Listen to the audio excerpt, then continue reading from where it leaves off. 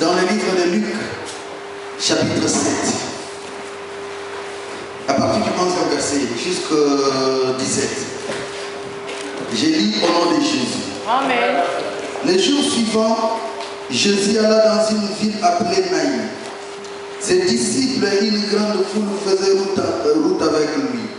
Lorsqu'il fut près de la porte de la ville, voici emporté en terre un homme mort, fils unique de sa mère, qui était veuve. Et il y avait avec elle beaucoup de gens de la ville. Le Seigneur l'ayant vue, fit tenir de compassion pour elle et lui dit, ne pleure pas. Il s'approcha et toucha le cercueil. Ceux qui le portaient s'arrêtèrent. Il dit, jeune homme, je te l'ai dit, lève-toi. Et le mort s'assit et se mit à parler. Jésus le rendit à sa mère. Tous furent saisis de crainte et glorifiaient Dieu en disant, un grand prophète apparut parmi nous et Dieu a visité son peuple. Cette parole sur Jésus s'est répandue dans toute la Judée et dans tous les pays d'alentour. Amen. Amen. Nous pouvons acclamer pour la parole de Dieu. Et nous pouvons remercier. Amen. Amen. Amen. Amen. Le thème de notre message de ce matin, c'est la rencontre des défis uniques. Amen. La rencontre des défis uniques.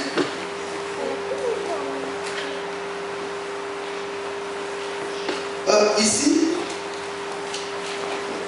on nous raconte une histoire qui s'est passée dans une petite ville de la Judée, la ville de Naïm, où il y avait une veuve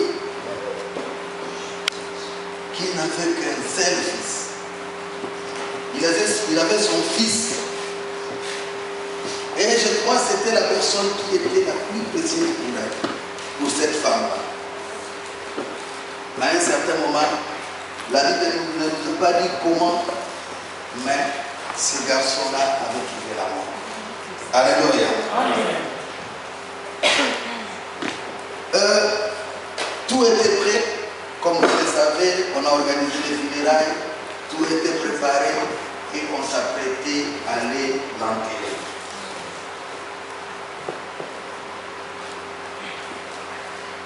Nous sommes tous africains, nous savons quand nous avons deuil, à quel moment est-ce que les gens pleurent le plus. Alléluia. Alléluia. Amen.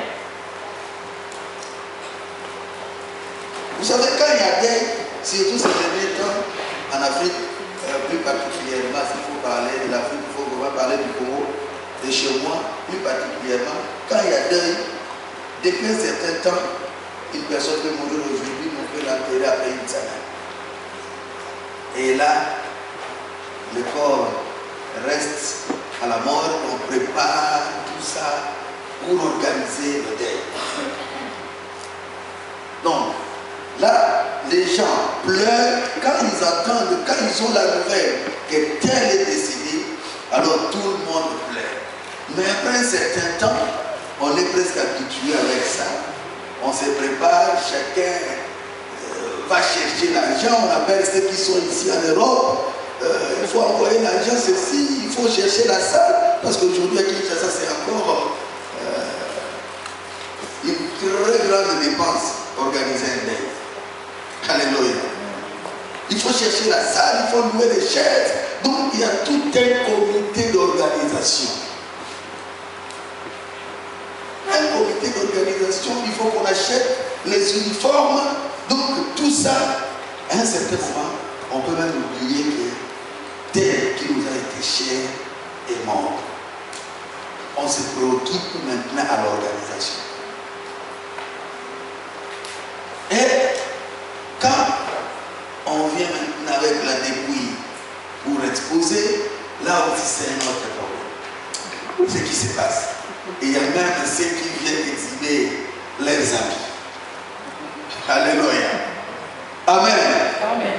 Même ceux qui ont fait les uniformes, bien que ça ne pas humain, non, moi, c'est tous les dames, vous le savez. Hein? Moi, j'ai mis ces modèles. Non. Il ne faut pas coudre comme tout le monde. Il faut que ça soit un peu.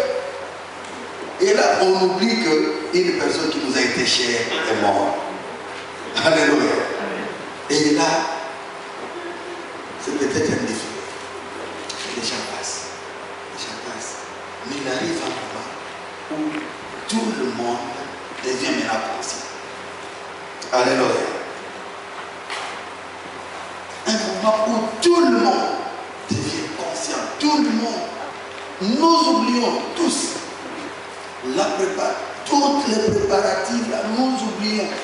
On oublie les chaises. On oublie les habits. C'est quand on s'apprête à aller enterrer. Alléluia. Et là, les pleurs recommencent encore. Là maintenant, on se rend compte que oui, c'est définitivement qu'on se sépare avec la personne qui nous a été chère. Alléluia. Alléluia. Et c'était aussi le cas pour cette femme. Anaï. Elle qui n'avait que son fils unique. Et son mari qui était décédé depuis il y avait longtemps. Son seul fils qu'il avait, c'était la personne qui lui était chère, qui était restée à ses côtés pour consoler son cœur. Alléluia. Et les mamans, vous savez souvent, parfois quand vous regardez l'enfant, vous regardez les personnes, oh, il ressemble à son père. Voilà comment il fait. Même la démarche, c'est comme son père. C'était un sujet de consolation. Alléluia. Un sujet de consolation pour cette femme. Ces garçons-là lui faisaient oublier son mari qui était mort. Raison pour laquelle, qu'est-ce qui se passe? Souvent ce sont des filles. J'entends ça souvent des filles. S'il y a quelque chose un accident qui est survenu, tout ça, si elles s'en sortent, en tout cas j'ai la vie sauve. Hein? J'allais mourir comme ça, je n'ai pas encore mis au monde. Alléluia. Alléluia. Et moi je dis toujours, mieux vaut mourir quand tu n'as pas encore mis au monde que mourir quand tu as mis au monde. Là tu vas laisser des personnes peut-être orphelines. Alléluia. Raison pour laquelle moi, quand j'ai eu des enfants, j'ai commencé à dire à Dieu, Seigneur, si tu pouvais encore m'accorder même 30 ans de plus dans la vie que tu avais prévu pour moi, ce serait une bonne chose. Amen. Parce que j'aimerais voir les enfants grandir. Amen. Amen. Et cette femme-là, qui d'abord avait un problème dans son cœur, qui avait une plaie dans son cœur, parce qu'il avait perdu son mari. Mais ce n'était pas arrêté là. Voilà une autre personne qui lui était chère. La seule qui lui était restée est arrivée à perdre la vie. Et elle était inconsolable. La Bible dit que toute la ville est venue consoler cette femme. Je me dis, si c'est toute la ville, là, d'abord, je remarque que cette femme-là, d'abord, elle était bien avec les gens, n'est-ce pas? Et ensuite, son garçon, son enfant, peut-être qu'il était aussi connu de tous les jeunes gens de cette ville-là. Les jeunes garçons et les jeunes filles sont venus consoler cette dame-là. Mais cette consolation-là ne pouvait jamais donner la solution à son problème. Alléluia. Bien, tu peux avoir le problème, tu peux avoir les difficultés. Les gens viendront te consoler. Les gens viendront te dire des choses. Oui. Mais ça ne va pas donner la solution à ton problème. Et parfois, leur consolation ne vont que te faire plonger dans le plaie. Alléluia. Ça va te faire plonger dans le plaie. Au lieu de trouver de la joie, tu vas encore pleurer. Tu vas encore pleurer. Pourquoi? Parce qu'ils te disent des choses qui vont encore blesser ton cœur.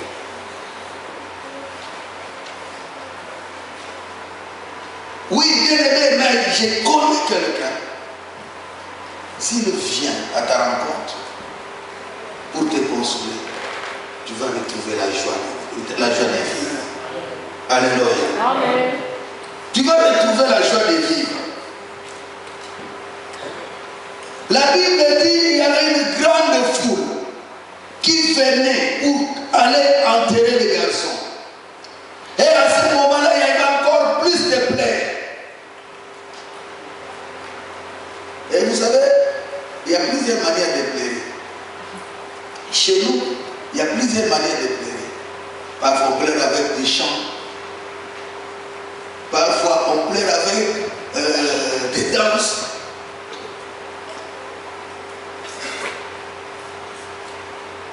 Et tout ça, c'est pour accompagner ce que tu as. La seule espoir qui t'a resté à la tombe. Alléluia. Bien aimé, quand tu arrives au bout de ta vie, quand tu arrives au bout de l'espoir, il y a du bruit qui se fait. Alléluia. Il y a des gens qui vont parler, des gens qui vont venir te conseiller, des gens qui vont venir te demander. C'est comme Job, quand Job était arrivé au bout de la difficulté, il y a eu ses amis qui sont venus parler. Les gens vont venir, chacun viendra à sa manière pour te consoler. Mais la consolation de l'homme ne donne pas la solution. Alléluia. Ça ne donne pas la solution. Et il y a du bruit. Ma bien-aimée, si les gens n'ont pas encore commencé à parler à ton propos, tu n'es pas encore arrivé à voir la main de Dieu. Alléluia. Il faut que les gens parlent. Il faut que certains disent, non, on commence à avoir pitié de lui. Et vous savez, il y a même certaines personnes, tellement qu'on a pitié de toi, et puis la personne accepte la condition et met aussi à profit la condition. C'est toujours comme dans les cas de deuil. Les gens qui, parce qu'on a des, ils prennent le cahier et ils parcourent toutes les maisons, toutes les familles pour chercher à soutirer de l'argent. Alléluia. Et ils trouvent que c'est une occasion. Mais bien aimé, quand les gens ne parlent pas encore pour toi, les gens ne parlent pas de mal de toi, les gens ne disent pas, oh, il est arrivé au bout, maintenant c'est fini pour lui, c'est que tu n'es pas encore prêt de l'élévation. Amen. Mais quand les gens diront, c'est fini, cette fois-ci, oh, c'est fini. Quand les gens diront non, je crois que lui, ah non, il va rentrer au pays. Il va rentrer au pays. Et là, ils vont commencer à se rassembler et dire, mais d'ailleurs, qu'est-ce qu'il est venu faire en Europe? Hein? Non, au pays là-bas, qu'est-ce qu'il a? Non, bon, il avait quand même acheté une parcelle. Ah, mais qu'il ait habité là-bas. Alléluia. Qu'il ait habité là-bas. Parce que j'ai regardé, j'ai vu. Et je trouvais que, vous savez, quand on était en Afrique, on pensait que la vie de l'Europe c'est toujours rose, c'est toujours, tout est bien, tout ça. Mais je me suis rendu compte que ce n'est pas aussi facile. Alléluia. Et quand les gens vont commencer à dire, non, cette fois-ci, il va rentrer au pays. C'est à ce moment-là que ton Dieu, le Fils unique, viendra à ta rencontre. Alléluia. C'est alors que le Fils unique viendra à ta rencontre. Bien aimé, c'est un monsieur qui était mort. Il était fils unique de sa mère. Et quand il va arriver au bout, c'est alors que le fils unique de son père viendra à ta rencontre. Alléluia. Le fils unique de sa mère, c'est nous qui sommes à l'église. L'église qui est notre mère. Alléluia. Nous qui sommes à l'église, l'église est notre mère. L'église est l'épouse du Christ. Et la Bible dit qu'au dernier jour, il viendra prendre son épouse. Et Et nous sommes des fils de l'Église. Alléluia. Comme ce jeune homme qui était mort. Et la vie pour lui, c'était arrêté. Même si on pouvait espérer une certaine résurrection, quand il était malade, c'est peut-être à l'hôpital, mais pendant que les médecins avaient déjà établi les certificats de décès, c'était fini pour lui. Alléluia.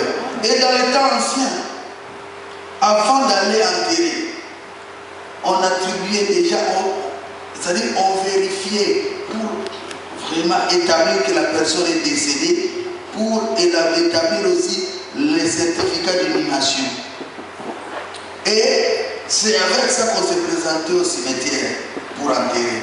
Et cette dame-là avait déjà les certificats d'inhumation de son fils. Alléluia. Il avait déjà les certificats d'inhumation de son fils. Donc avec les certificats d'inhumation, c'était le désespoir. Peut-être que tu as quelque chose où on t'a déjà accordé les certificats d'inhumation. Et tu te dis non, c'est fini pour moi. Alléluia. Alléluia. Mais je te dis une chose, ce n'est pas encore fini pour toi. Alléluia. Ce n'est pas encore fini pour toi. Et je te dis que ce n'est qu'un début. Ce n'est qu'un début. Parce qu'il dit, je remplacerai les années perdues. Notre Dieu, c'est un Dieu de restauration. Il remplace les années perdues. Il remplace tout le temps de douleur. Il remplace tout le temps de difficulté par le temps de la joie. Alléluia. Amen. Ce n'est qu'un début, bien aimé. Si tu te crois au bout, tu te crois à la fin, dis-toi que maintenant c'est le début des choses. Moi, quand je suis en difficulté, quand rien ne va, je me dis, mais Seigneur, fais vite, précipite encore cette difficulté, que ça vienne, que ça vienne, que ça vienne, parce que je sais que ça va terminer. Alléluia, ça va terminer. Cette dame avait le certificat d'inhumation de son fils. Et elle était dans le désespoir. Peut-être pour ta fille, pour ta famille, tu es dans le désespoir. Pour ton mariage, tu es dans le désespoir. Tu te dis non, bon, ça va. On est là pour les enfants. Bon, je veux voir comment faire. Comme les enfants sont déjà grands, que chacun aille se débrouiller. Tu es dans le désespoir. Mais je te dis une chose. Ce matin, Christ va restaurer. Qui dit Amen? Amen. Ce matin, il va restaurer. Et de l'autre côté, il y avait un cortège qui venait entrer à la ville. Parce qu'il y avait un cortège qui voulait sortir de la ville pour aller mettre en terre les jeunes hommes. Et il y avait notre cortège qui entrait. Un cortège conduit par Jésus. Alléluia. Et ce cortège-là venait déjà de voir les miracles de Dieu. Parce qu'avant d'entrer en Naïm, Christ avait opéré les miracles dans la famille du centenier. Alors il venait de faire un miracle. Et ce cortège-là était témoin oculaire de ce que Christ a fait. Alléluia. Et quand il s'approchait, de l'autre côté il y avait les plaines et de l'autre côté il y avait les champs dans les graisses. Parce qu'ils ont vu les miracles de Dieu. Et là on louait, on glorifiait. Alléluia. Bien aimé, quand tu t'approches de Dieu, bien que toi tu es dans la tristesse, bien que ton cœur te fait mal, déjà de loin, tu entends du bruit. Alléluia. Tu entends du bruit. Des chants d'allégresse. Et petit à petit, il y avait des bruits qui se rapprochaient. Alléluia. Il y avait des bruits qui se rapprochaient. Les bruits qui t'entouraient, c'était la tristesse, c'était les plaies, mais de loin.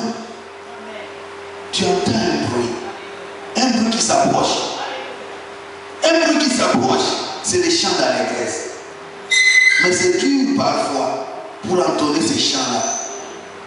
Tu essaies, tu ne parviens pas. Tu essaies, tu ne parviens pas. Tu essaies de t'ingénier, tu ne parviens pas. Tu essaies de prier, tu n'arrives pas. Alléluia. Mais petit à petit, ça s'approche. Qui dit Amen? Amen. Plus fort que ça, Amen. Amen. Ça s'approche de toi, petit à petit. Jusqu'à ce que ce bruit-là va te dominer. Les chants d'allégresse vont supplanter les chants de plaie. Alléluia. Et la vie va revenir en toi. Parce qu'à un certain moment, vous savez, on s'est regardé de l'autre côté. Oh, Akuma, alléluia, oh, Akuma. Alors, ceux qui pleuraient, on te met à arrêter de pleurer. Ils regardent, mais c'est qui encore? Et cette dame-là était en pleurs. Et la manière dont on l'avait entourée, la manière dont les gens l'avaient tenue, Christ a remarqué que c'est elle. Et je te dis que ce matin, Christ te voit. Amen. Alléluia. Amen. Il te voit. Il sait que c'est toi. Les gens n'ont pas dit que non, non, c'est elle. Christ n'a pas posé la question, où est la mère? Non, non. Elle a seulement regardé. Il a seulement regardé. Et la manière dont on l'avait tenue, la manière dont on l'avait entourée, il a compris que c'est elle. Je dis, toi bien aimé. Il s'approche de toi pour faire quelque chose de nouveau. Pour retourner la vie à ce qui est mort. Alléluia. Il retourne la vie. Et du coup, les chants d'allégresse, les chants de louange ont dominé sur les plaies. Et je te dis, bien aimé, les chants d'allégresse, les chants de louange vont dominer sur les plaies dans ta vie. Qui dit Amen? Amen. Si tu acceptes, tu dis encore Amen. Amen. Il faut que ça, Amen.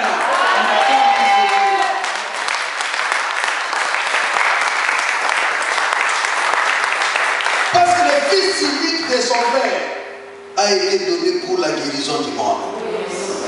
La Bible dit, car Dieu a tant aimé le monde, il a donné son fils unique, afin que quiconque croit en lui ne périsse point, mais qu'il ait la vie éternelle.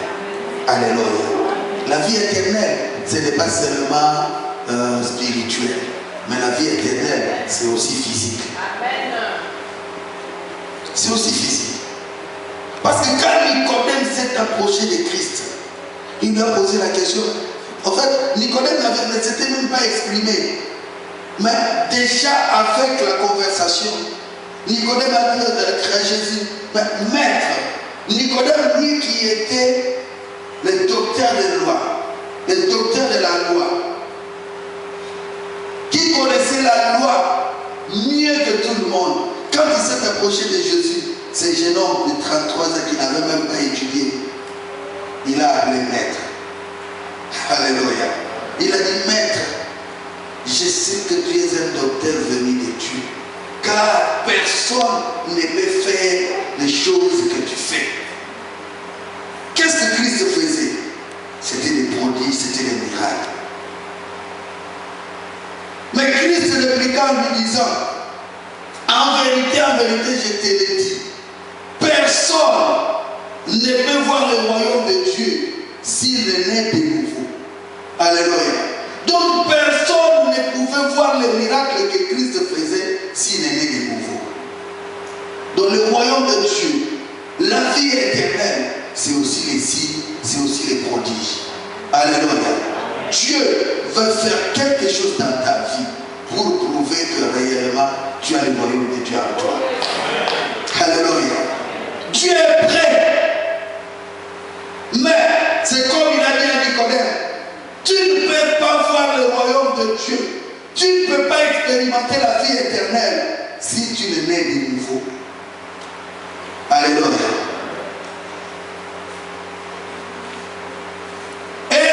Femme-là, qui était dans les plaies, qui était dans la détresse,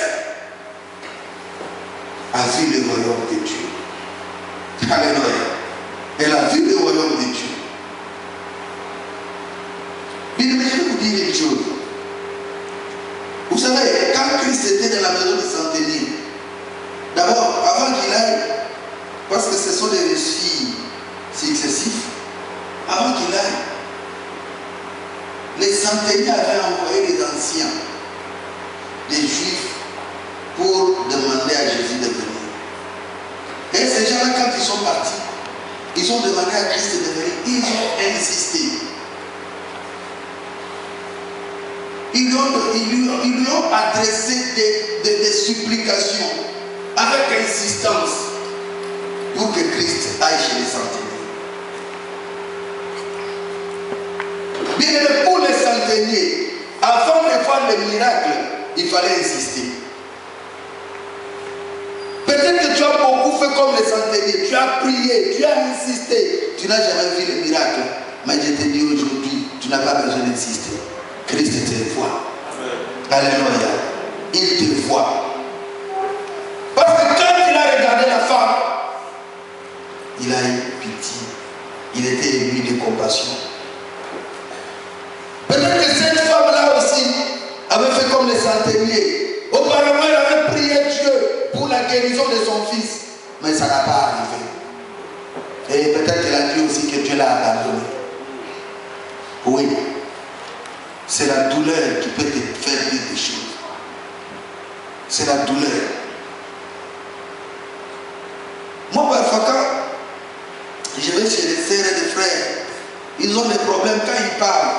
J'aime entendre les paroles de désespoir. Alléluia. J'aime entendre les paroles de désespoir. Et quand j'entends les paroles de désespoir, c'est alors que je dis, oh voilà, c'est là où Dieu va commencer maintenant à agir. Alléluia. C'est là où Dieu va commencer à agir. Mais parfois, nous gardons encore espoir. Nous avons encore de l'espoir. Nous disons, oui, je sais que Dieu va agir. Comme Job avait dit, je sais que mon Rédempteur est vivant. Et il s'élèvera le dernier. Amen.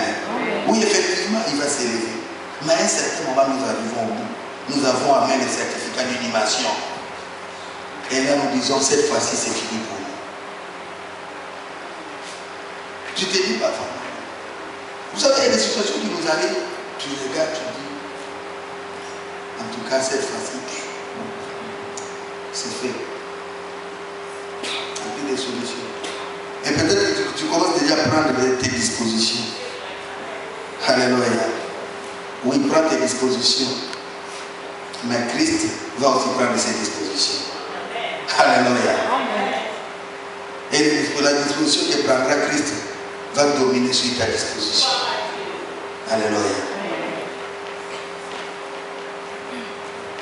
Parce que quand tu rencontres le Fils unique de son Père, qui marche avec la gloire, qui marche avec les chants d'allégresse,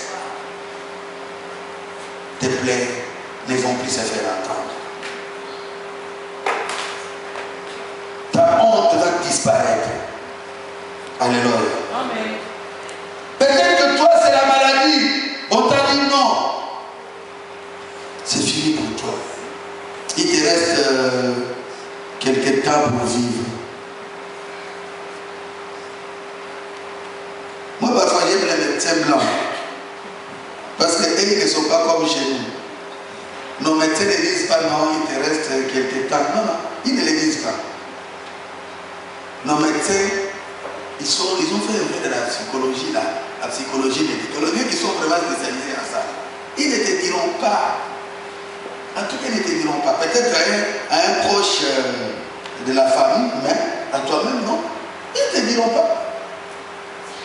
À une certaine période, j'étais malade. C'était en 2010. J'étais malade. Et je suis allé partout. D'abord, j'avais fait une crise. On m'a mis en urgence. Les gens ont pleuré. J'ai été soigné après un certain temps, j'étais debout, mais ça n'allait pas. Ça n'allait toujours pas. On me dit, bon, il y avait un centre de santé qui était aussi spécialisé, performant, près de chez moi. Vous voulez que j'aille loin, que je passe par là. Alors j'arrive, je trouve un médecin, C'est un Suisse. Je le vois. Je pose mon problème. Il fait tous les diagnostics. Il regarde. Il a vu des choses. C'était vraiment la première fois qu'on m'a déshabillé. On met des choses, des histoires que je n'avais jamais compris, jamais vues auparavant. Après, il me regarde, il me dit, bon, jusque-là, je trouve rien. Mais, ce qu'on va faire, ça peut être le VIH. Voilà ce qu'il me dit, clairement, comme il dit, ça peut être le VIH. Alors, tu dois d'abord passer quelques examens, ensuite, tu vas venir pour les dépistages. Alléluia. Et chez nous, quand je viens à quelqu'un comme ça, mais là, ça trouble. Et chez les Blancs, c'est comme ça. Il dit, ça peut être le VIH. Alors, ça m'a un peu troublé. Ouh. J'ai senti un peu de vertige. Après, quand je suis revenu sur mes deux pieds, j'ai commencé à réfléchir. D'où ça peut venir? Alléluia. Amen. D'où ça peut venir? Je me suis dit de nulle part. Alléluia. Et c'est comme ça. C'est comme ça que j'ai dit, j'aime pas les médecins blancs parce qu'ils disent non, il te reste quelques temps. Il te reste, monsieur, si tu vas vivre longtemps, c'est une année. Ça, c'est les médecins. Amen. Mais Christ te dit ici que si tu vas vivre longtemps, c'est à l'éternité. Alléluia. Amen. Bien-aimé, personne ne peut écouter ta vie. Quand tu rencontres le fils unique de son père, personne. Tout ce qu'ils disent, tout ce qu'ils prophétisent, même si c'est une prophétie. Alléluia. Amen. Même si c'est une prophétie, même si ça sort de la bouche de celui qui crache le feu de Dieu, mais quand tu rencontres Christ lui-même, il change tout. Amen. Alléluia. Ézéchias a eu la prophétie. Il ne veut pas de ses dispositions.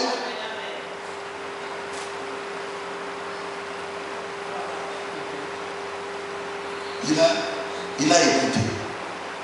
Mais il est rentré vers ces cieux-là. Alléluia. Il est rentré vers ces cieux-là. Et il avait tout changé. Christ est celui qui bouleverse tout.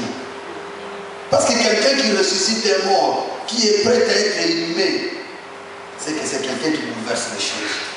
Qui dit Amen. Amen. Et Christ va bouleverser les choses dans ta vie. Il va bouleverser ta situation. Dites Amen. Amen. Je ne connais pas ta situation, mais l'Esprit de Dieu insiste sur ça. Et il me dit qu'il y a beaucoup de gens qui sont dans des situations difficiles. Alléluia. Mais Christ est là pour changer ta situation. Mais je vais vous dire une chose. Il faut seulement faire une chose aussi. Prendre la décision de s'attacher à nous. Prendre la décision de marcher dans la crainte de Dieu. Prendre la décision de se sanctifier toujours. Amen. Amen. Amen. S'attacher à sa parole. Bien-aimé, vous allez voir la main de Dieu. Qui dit Amen. Amen. Plus fort que ça. Amen. Amen.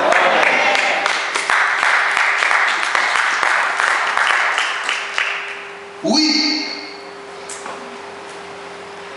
Si vous croyez, vous verrez la gloire de Dieu. Si vous êtes prêts à recevoir les miracles, vous toucherez au miracle. Amen. Amen. Même si le désespoir s'était installé, même si on vous a dit que là, ça ne rate pas, mais moi je vais te dire que ça va rater.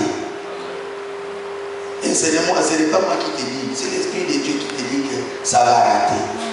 Et c'est la parole de Dieu qui te dit que ça va rater.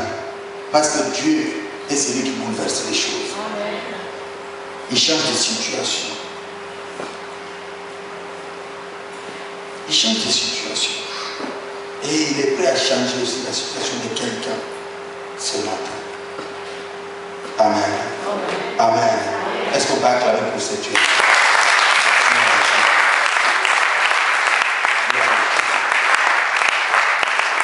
Je veux que nous puissions prier un peu pour que Dieu puisse changer de situation. On va prier pendant une dizaine de minutes que Dieu change nos situations. On se lève.